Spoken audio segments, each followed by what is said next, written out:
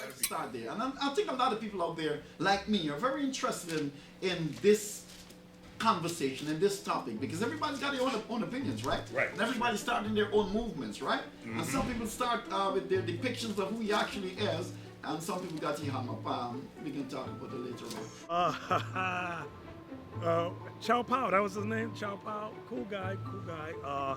He said he's a mixed breed.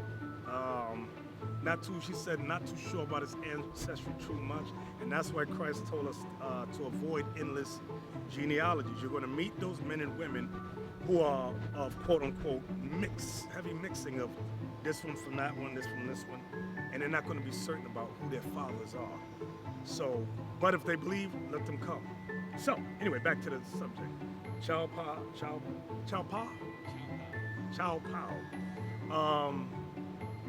He said on the radio show that he has, he's one of those type of men, brothers that like to challenge.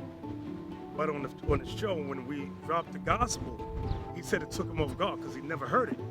Well, let me hear, of course, from you, Bishop, the true description of Christ. Well, I'll preface it by saying all the depictions of Christ worldwide are all false. When you go to churches, various churches, and you see the various depictions of Christ, if you ask the minister, what verse can I read this description, there's never an answer. You just accept it, okay? Read that for us. Revelation chapter 1 and verse 1. The revelation of Jesus Christ. The revelation of Jesus Christ. The revealing of Jesus Christ. Jump to verse 11 for time's sake. Verse 11, saying, I am Alpha and Omega, the first and the last, and what thou seest, write in a book. So the first thing we want to look at, Christ is telling John the Apostle, what you see, write it in a book. His head and his hairs. Now he's going to describe the head of Christ. The hair in his head and the hair on his face. His head and his hairs were white like wool. Wool is a texture. That's number one. Wool is a texture.